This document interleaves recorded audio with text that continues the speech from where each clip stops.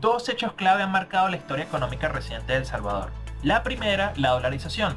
A fines del año 2000, el gobierno salvadoreño tomó la decisión de dolarizar su economía de manera unilateral. El paso fundamental en esta dirección se dio en el mes de noviembre con la aprobación de la Ley de Integración Monetaria por la Asamblea Legislativa con fecha de vigencia del 1 de enero de 2001, uniéndose así, junto con Ecuador y Panamá, al club de países dolarizados en la región. La segunda, 2019. Nayib Bukele llega a la presidencia y eso significa una reconfiguración radical en el panorama social y político del país centroamericano. Para 2021, las remesas representaban cerca de 6.000 millones de dólares anuales, es decir, entre el 20 y el 25% del PIB. Un flujo vital para millones de hogares en El Salvador. Desde lo económico, Bukele se enfocó en dar respuesta a dos grandes retos. En primer lugar, abaratar los costos de envío de remesas y por otra parte, mejorar la inclusión financiera en un país con alta tasa de personas sin cuenta bancaria. La respuesta, el Bitcoin. Es así como el 7 de septiembre del año 2021 nació un experimento sin precedentes, cuando El Salvador se convirtió en el primer país del mundo en adoptar el Bitcoin como moneda de curso legal junto al dólar. El Salvador vuelve a escribir una de sus mejores historias de la mano del gobierno del presidente Nayib Bukele, con la entrada en vigencia del Bitcoin como una moneda de curso legal. En este video te explico las 5 claves para entender por qué nació este experimento, qué prometía, qué ocurrió en la práctica y cuáles han sido los principales desafíos a los que se ha enfrentado. Por lo tanto, queda aprobada la ley de Bitcoin. El 9 de junio del año 2021, la Asamblea Legislativa de El Salvador aprobó la llamada Ley Bitcoin, con 62 de 84 votos a favor. Esta ley estableció que el Bitcoin sería moneda de curso legal junto al dólar en El Salvador. Entre sus principales puntos se incluyeron: primero, aceptación obligatoria. Los comercios debían aceptar Bitcoin en la medida de lo posible y el Estado permitiría el pago de impuestos con esta criptomoneda. Segundo, fideicomiso de garantía. Un fondo de 150 millones de dólares administrado por Bandesal para convertir al instante cada transacción a dólares y proteger a usuarios y comercios de la volatilidad. Tercero, incentivo inicial. Cada salvadoreño que instalara la billetera oficial Chivo Wallet recibiría un bono de $30 en Bitcoin. Cuarto, residencia por inversión. Excepción del impuesto sobre ganancias de capital en transacciones con Bitcoin y oferta de residencia a extranjeros que invirtieran al menos 3 Bitcoin en el país. Esta es una ley que se hace para beneficio de la población, es una ley que nos abre al mundo, es una ley que nos pone en los ojos del mundo por algo bueno e innovador y es una ley que, como les he explicado acá, solo trae beneficios para las personas y no trae ninguna afectación. La medida recibió opiniones diversas. Gran parte de la comunidad cripto saludó la adopción. Por ejemplo, el Banco Centroamericano de Integración Económica elogió la medida como innovadora y con muchas oportunidades. El presentador y entusiasta Max Keiser, asesor informal de Bukele en temas de Bitcoin, predijo públicamente fuertes subidas del precio de la criptomoneda, pronosticando alcanzar los $120.000 en marzo de 2025. Pero entes como el Fondo Monetario Internacional recomendaron públicamente no utilizar el Bitcoin como moneda de curso legal, subrayando su alta volatilidad y riesgos para la estabilidad macroeconómica. En enero de 2022, el FMI fue aún más lejos, instando a El Salvador a eliminar el estatus de moneda de curso legal del Bitcoin por los grandes riesgos que implicaba. El Banco Mundial también se desmarcó de la medida, rechazando apoyar en la implementación de la ley, alegando preocupaciones de tipo ambiental y también de transparencia. Pero, ¿qué prometió Bukele con la llegada del Bitcoin y qué pasó en realidad? En el corto plazo generará empleos y ayudará a brindar inclusión financiera a miles fuera de la economía formal. Y en el mediano y largo plazo confiamos en que esta pequeña decisión nos ayude a empujar a la humanidad al menos un poquito en la dirección correcta. Ahorro en comisiones. El principal argumento a favor fue la reducción en los costos de las remesas. El gobierno calculó que los salvadoreños pagaban cerca de $400 millones al año en comisiones por remesas tradicionales y que el uso del Bitcoin reduciría esos costos. Inclusión financiera.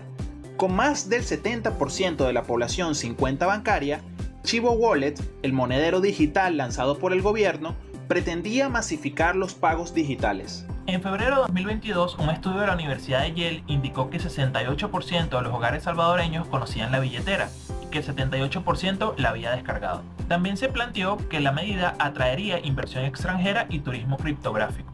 Incluso se llegó a plantear la creación de una ciudad planificada para impulsar la minería de Bitcoin, llamada Bitcoin City. So we were thinking of building Bitcoin City.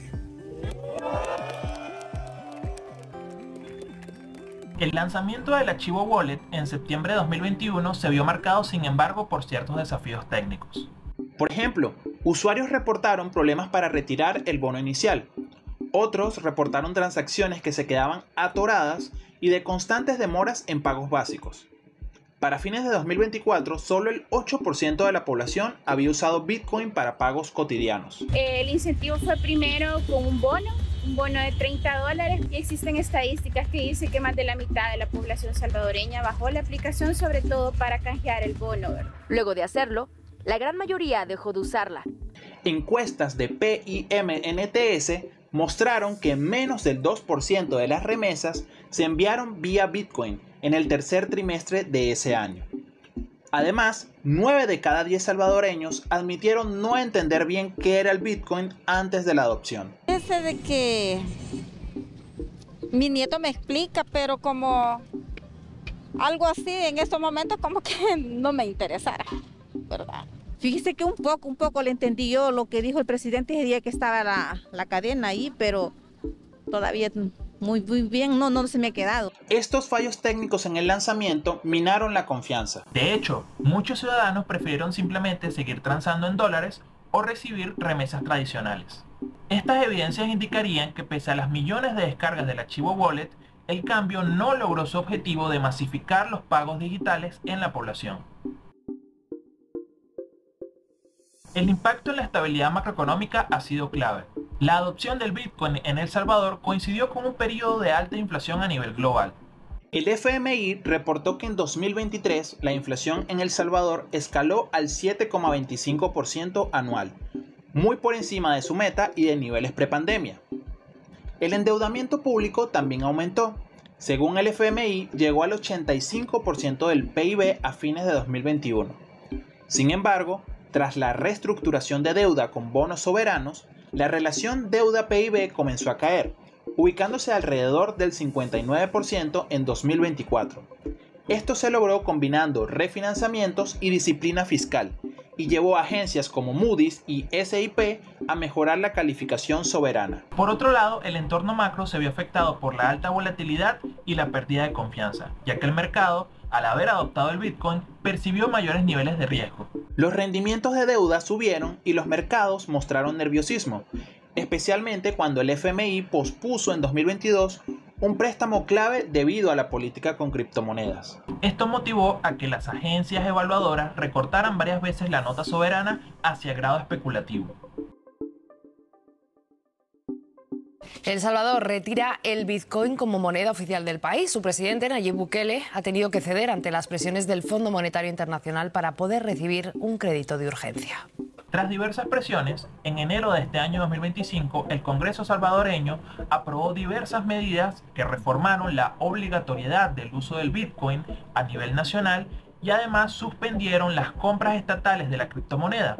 Esto para cumplir con las condiciones de un préstamo de $1.400 millones por parte del Fondo Monetario Internacional. Con la modificación de 6 artículos y la eliminación de 3 de la pionera legislación aprobada en 2021, el criptoactivo dejó de ser moneda oficial. Su uso ahora queda relegado a intercambios entre ciudadanos y empresas privadas, y su aceptación pasa de ser obligatoria a voluntaria. Con la ley Bitcoin reformada, se allana entonces el camino para la concesión de este préstamo que podría aliviar el panorama de una economía poco dinámica y altamente endeudada como es la de El Salvador.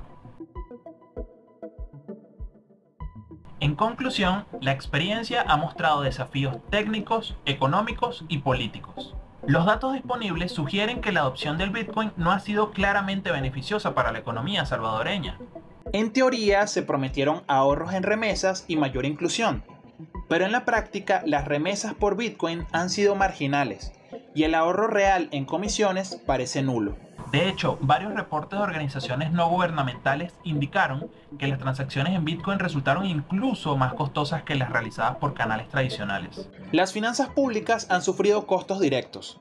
Además de los bonos de $30 a cada ciudadano, el gobierno gastó cerca de 107 millones de dólares en compras iniciales de Bitcoin, que acumularon pérdidas en papel superiores a los 60 millones de dólares. Estas cifras elevan la deuda pública neta sin evidencia de productividad económica adicional. En cambio, la adopción cripto generó tensiones. El financiamiento internacional se condicionó a limitar la exposición al Bitcoin. Entonces, ¿se dio fin al experimento? En la práctica, la adopción masiva nunca llegó, y la promesa de ahorros en remesas y bancarización de toda la población quedó lejos de cumplirse. ¿Podrá El Salvador reintegrar el Bitcoin sin sacrificar la estabilidad? ¿Atraerá finalmente la inversión esperada o primará la cautela internacional? Son todas preguntas muy interesantes que sin lugar a duda marcarán la agenda en los próximos años. Hasta ahora, el balance crítico, según expertos, es que la medida presenta más riesgos y dificultades que beneficios claros para la economía. Muchas gracias por quedarte hasta el final del video. Si te gustó, déjanos un like y cuéntanos en los comentarios tus impresiones acerca de este tema. ¿Piensas que realmente el Bitcoin tuvo un impacto positivo en la economía de El Salvador? ¿Qué se pudo haber hecho mejor? ¿Es posible que esto se pueda implementar en otros países? Estaremos encantados de escuchar todos tus comentarios y seguir discutiendo sobre este tema. Nos vemos en la próxima.